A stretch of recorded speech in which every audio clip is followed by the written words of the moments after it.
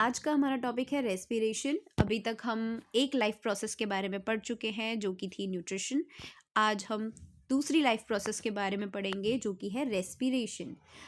अब हम क्या करते हैं ना कि ब्रीथिंग और रेस्पिरेशन को एक ही समझ लेते हैं, लेकिन ऐसा नहीं है। ये दोनों बहुत अलग टर्म्स हैं और दोनों में बहुत डिफरेंस है। वो डिफरेंस आज हम क्लियर कर लेंगे कि किन किन एस्पेक्ट्स पे इनको डिफरेंशिएट किया गया है। ब्रीथिंग रेस्पिरेशन से कैसे अलग है, ठीक है।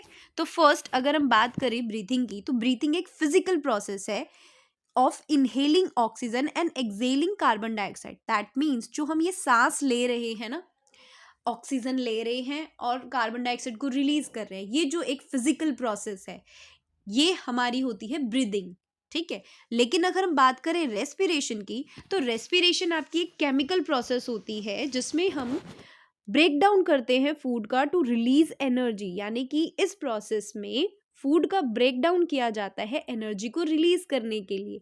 और ये जो रेस्पिरेशन की प्रोसेस है, इसको परफॉर्म करने के लिए पहले ब्रीथिंग का होना बहुत ज़रूरी है, ठीक है। यानी कि रेस्पिरेशन अकर तभी होगा जब ब्रीदिंग की प्रोसेस होगी। तो हम ऐसे भी कह सकते हैं कि ब्रीदिंग जो है वो रेस्पिरेशन का पार्ट है। नेक्स्ट अगर हम इनके नेचर की बात करें, तो ब्रीदिंग जो है वो एक मैकेनिकल प्रोसेस है, लेकिन रेस्पिरेशन एक बायोकेमिकल प्रोसेस है, क्योंकि यहाँ पे क्या हो रहा है, केमिकल रिएक्शन अकर हो रही है, ठीक है। नेक्स्ट अगर हम बात करें अकर्स इन, तो ब्रीदिंग जो है वो रेस्पिरेटरी ऑर्गन में ही अकर होती है, जो कि हमारे क्या है, लंग्स, ठीक है। ह्यूमंस में तो लंग्स ही है रेस्पिरेटरी ऑर्गन। अगर हम बात करें रेस्पिरेशन की, तो रेस्पिरेशन कहाँ पर अकर होती है, सभी लिविंग सेल्स जो हैं वो रेस्पिरेशन परफॉर्म करते हैं, ठीक है। एनर्जी रिलीज, अब एनर्जी जो है वो ब्रीदिंग नहीं रिलीज करती। क्यों? क्योंकि इसमें तो हम सिर्फ ऑक्सीजन ले रहे हैं और कार्बन डाइऑक्साइड को छोड़ रहे हैं, यानी कि एक फिजिकल प्रोसेस है, इसमें कोई भी एनर्जी रिलीज नहीं हो रही। लेकिन रेस्पिरेशन में एनर्जी रिलीज होती है एटीपी की फॉर्म में, ठीक है। यानी कि हमें एटीपी मिलता है जब फूड का ब्रेक डाउन होता है, तो उस प्रोसेस से हमें क्या मिलता है, एनर्जी मिलती है, ठीक है। वही एनर्जी रिलीज होती है और जो हमारे बाकी के कामों में हमारे को हेल्प करती है। एंजाइम्स रिक्वायर्ड, ब्रीदिंग में हमें किसी भी एंजाइम की ज़रूरत नहीं होती, लेकिन रेस्पिरेशन में एंजाइम्स की रिक्वायरमेंट होती है। क्यों? क्योंकि ये एक केमिकल प्रोसेस है और केमिकल प्रोसेस को अकर कराने के लिए हम एंजाइम्स का यूज़ करते हैं, है ना। नेक्स्ट अगर हम बात करें कंट्रोल की, तो जो ब्रीदिंग है वो वॉलेंट्री और इनवॉलेंट्री दोनों तरीके से अकर हो सकती है। जैसे कि आपने देखा होगा, हम कई बार योगा करते हैं, तो योगा में हम क्या करते हैं, वॉलेंट्री ब्रीदिंग करते हैं, है ना। जैसे कि अनुलोम विलोम कर रहे हैं, तो हम क्या कर रहे हैं, कंट्रोल ब्रीदिंग कर रहे हैं, वॉलेंट्री ब्रीदिंग कर रहे हैं। और कई बार हमारी ब्रीदिंग इनवॉलेंट्री भी होती है, मतलब मैक्सिमम टाइम इनवॉलेंट्री ही होती है। जैसे कि हम सो रहे हैं तब भी हमारी ब्रीदिंग चल रही है, ठीक है। तो ब्रीदिंग जो है वो वॉलेंट्री भी हो सकती है और इनवॉलेंट्री भी हो सकती है।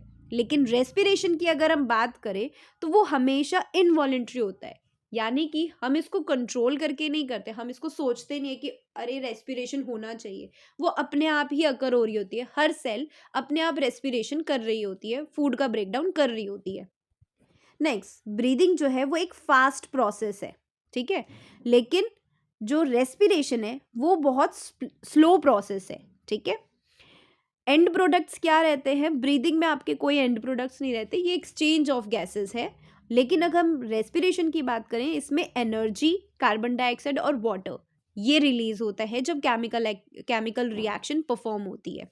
तो उससे हमें एंड प्रोडक्ट मिलता है energy, carbon dioxide and water. वो अभी हम जस्ट रिएक्शन देखेंगे तो उससे आपको पता चल जाएगा। अगर हम बात करें डेफिनेशन की, तो इन शॉर्ट हम क्या कह सकते हैं, breathing is a physical process of inhaling oxygen rich air and excelling carbon dioxide from the body.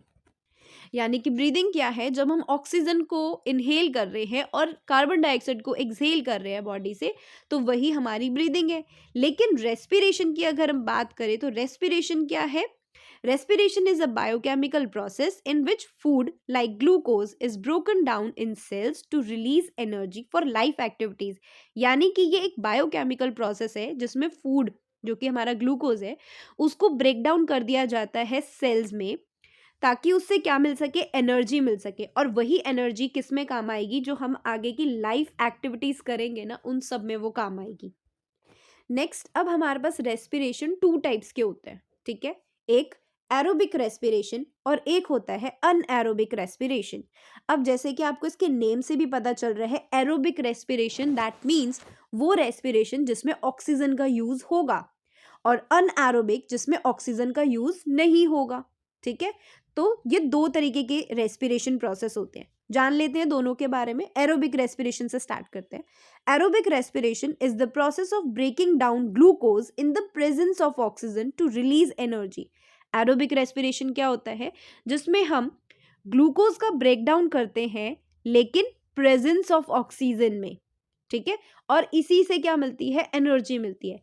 यानी कि जब रेस्पिरेशन की प्रोसेस अकर हो रही है और उस टाइम पे हम ऑक्सीजन का यूज कर रहे हैं, तो उस प्रोसेस को हम क्या बोलते हैं? Aerobic respiration. इसमें हमारे पास रिएक्शन क्या रहती है? Glucose plus oxygen gives carbon dioxide plus water and energy.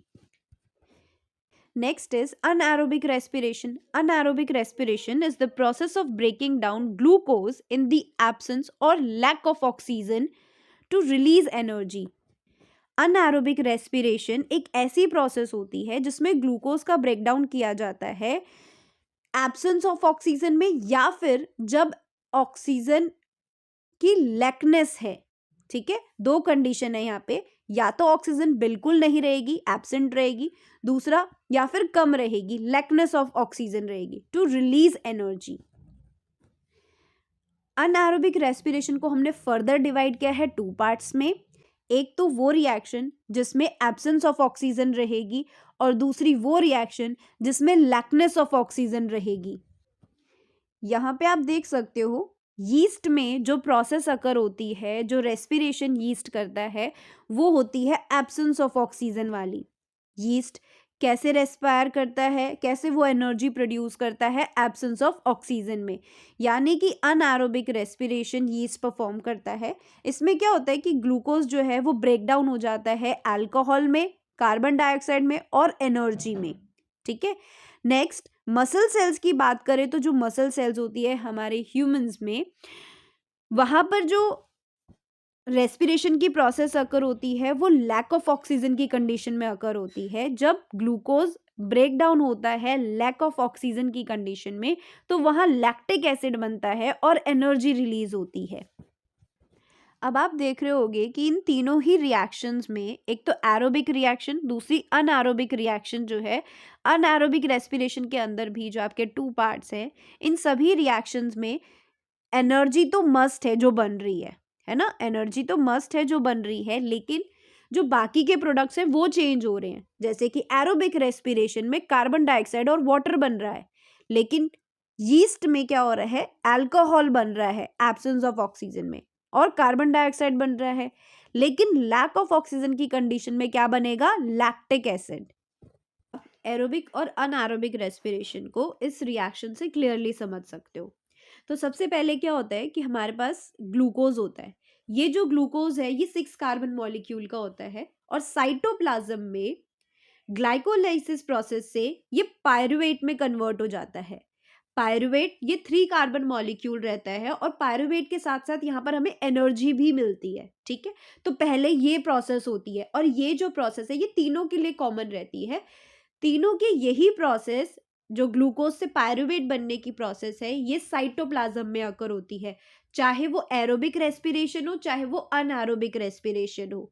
ठीक है, तो दोनों कंडीशन में, दोनों रेस्पिरेशन में ग्लूकोज पायरुवेट में कन्वर्ट होता है साइटोप्लाज्म में। इसके बाद नेक्स्ट स्टार्ट होता है प्रेजेंस ऑफ ऑक्सीजन की कंडीशन में। अब इसके आगे पायरुवेट को अगर ऑक्सीजन मिलती है तो वो एरोबिक रेस्पिरेशन करता है।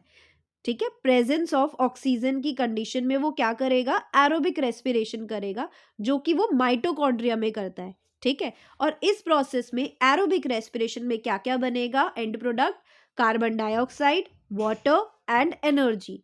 तो ये जो तीनों चीजें हैं ये कहाँ बनेगी? एरोबिक रेस्पिरेशन में। एरोबिक रेस्पिरेशन की ये जो प्रोसेस है ये कहाँ पे अकर होगी? माइटोकॉन्ड्रिया में। अब नेक्स्ट, अगर पायरुवेट को लैक ऑफ ऑक्सीजन की कंडीशन मिलती है, ठीक है, तो इस कंडीशन में वो क्या एंड प्रोडक्ट बनाएगा? वो लैक्टिक एसिड और एनर्जी बनाएगा, ठीक है। तो एंड प्रोडक्ट्स क्या रहेंगे, लैक्टिक एसिड और एनर्जी। ये आपकी क्या रहेगी, अनएरोबिक रेस्पिरेशन रहेगी। इसके अलावा ये कहाँ पर अकर होती है, ये ह्यूमन सेल्स में अकर होती है, ह्यूमन मसल सेल्स में। ये जो अनारोबिक रेस्पिरेशन की प्रोसेस है ये ह्यूमन मसल सेल्स में अकर होती है। और ह्यूमन मसल सेल्स में, इसमें आपने देखा होगा कि हमें कई बार क्या होता है, क्रैम्प्स अकर होते हैं। जैसे हम ज़्यादा एक्सेसिव एक्सरसाइज कर लेते हैं तो क्या होता है कि हमारी बॉडी ने जो ऑक्सीजन था वो यूज़ कर लिया। अब इनसफिशिएंट ऑक्सीजन जो है वो सेल्स के पास बच जाता है। तो सेल्स क्या करती है, एनर्जी की रिक्वायरमेंट को पूरा करने के लिए वो अनएरोबिकली रेस्पायर करने लगती हैं। इनसफिशिएंट ऑक्सीजन रहता है तो अनएरोबिकली रेस्पायर हो पाता है, और अनएरोबिकली जब वो रेस्पायर करते हैं तो वो इस कंडीशन में लैक्टिक एसिड फॉर्म करते हैं। और ये जो लैक्टिक एसिड है वो मसल्स के साथ जाके अटैच हो जाता है। जब वो मसल्स के साथ जाके अटैच हो जाता है तो वही हमें क्रैम्प्स कॉज करता है, मसल क्रैम्प्स जिसे हम कहते हैं। नेक्स्ट, पायरुवेट को अगर एब्सेंस ऑफ ऑक्सीजन मिलती है, यानी कि ऑक्सीजन बिल्कुल भी नहीं मिल रही है, ठीक है, जो कि उसको यीस्ट में ये कंडीशन मिल जाती है। यीस्ट क्या करता है, अनएरोबिकली रेस्पायर करता है, यानी कि उसके पास ऑक्सीजन नहीं रहती। तो इस कंडीशन में वहां पर क्या फॉर्म होते हैं, वहां एथेनॉल, कार्बन डाइऑक्साइड और एनर्जी फॉर्म होते हैं, ठीक है। इस प्रोसेस को हम अनएरोबिक रेस्पिरेशन भी कहते हैं और इसको हम फर्मेंटेशन भी कहते हैं या फिर अल्कोहलिक फर्मेंटेशन भी कहते हैं। लेकिन और ये जो लैक्टिक एसिड जिसमें फॉर्म हो रहा है, इस प्रोसेस को हम लैक्टिक फर्मेंटेशन भी कहते हैं। सो नेक्स्ट, एरोबिक और अनएरोबिक रेस्पिरेशन के डिफरेंस को एक बार गो थ्रू कर लेते हैं। तो एरोबिक रेस्पिरेशन में क्या होता है और अनएरोबिक रेस्पिरेशन में क्या होता है। एरोबिक रेस्पिरेशन में ऑक्सीजन की रिक्वायरमेंट होती है, लेकिन अनएरोबिक रेस्पिरेशन में ऑक्सीजन की रिक्वायरमेंट नहीं होती। इन सफिशिएंट ऑक्सीजन हो या एब्सेंस हो ऑक्सीजन की तो भी ये अनएरोबिक रेस्पिरेशन अगर हो जाती है। ब्रेकडाउन ऑफ ग्लूकोज की बात करें तो कंप्लीट ब्रेकडाउन होता है ग्लूकोज का एरोबिक कंडीशन में, और अनएरोबिक कंडीशन में इनकम्प्लीट ब्रेकडाउन होता है ऑक्सीजन ग्लूकोज का। एनर्जी जो रिलीज होती है वो एरोबिक रेस्पिरेशन में बहुत ज़्यादा एनर्जी रिलीज होती है, और अनएरोबिक रेस्पिरेशन में लेस एनर्जी रिलीज होती है। एंड प्रोडक्ट्स की बात करें तो जो एरोबिक रेस्पिरेशन है उसमें कार्बन डाइऑक्साइड और वाटर ज़रूर बनता है, लेकिन जो अनएरोबिक रेस्पिरेशन है उसमें या तो अल्कोहल और कार्बन डाइऑक्साइड बनेगा जो कि यीस्ट में बनता है, या फिर लैक्टिक एसिड बनेगा जो कि मसल्स में बनता है। साइट ऑफ अकरेंस क्या रहती है, एरोबिक रेस्पिरेशन माइटोकॉन्ड्रिया में होती है, ठीक है। एरोबिक रेस्पिरेशन माइटोकॉन्ड्रिया में होती है, लेकिन अनएरोबिक रेस्पिरेशन कहाँ पे अकर होती है, साइटोप्लाज्म में ही अकर होती है, ठीक है। एफिशिएंसी की बात करें तो जो एरोबिक रेस्पिरेशन है वो ज़्यादा एफिशिएंट होता है और अनएरोबिक लेस एफिशिएंट होता है, क्योंकि ज़्यादा एनर्जी हमारी किस में बन रही है, एरोबिक रेस्पिरेशन में बन रही है। अगर हम एग्जांपल्स की बात करें तो एरोबिक रेस्पिरेशन कहाँ पे हम देख सकते हैं, ह्यूमंस में जो रेस्पिरेशन होता है वो एरोबिक रेस्पिरेशन होता है, लेकिन अनएरोबिक रेस्पिरेशन वो हम कहाँ देख सकते हैं, जो यीस्ट फर्मेंटेशन करता है वो अनएरोबिक रेस्पिरेशन होता है। मसल सेल्स जो हमारी लैक्टिक एसिड जो फॉर्म करते हैं वो भी अनएरोबिक रेस्पिरेशन कंडीशन में ही फॉर्म करते हैं। इस डायग्राम को बहुत अच्छे से प्रिपेयर कर लेना, इन रिएक्शंस को बहुत अच्छे से प्रिपेयर कर लेना, क्योंकि ये मोस्ट इम्पॉर्टेंट है रिएक्शंस।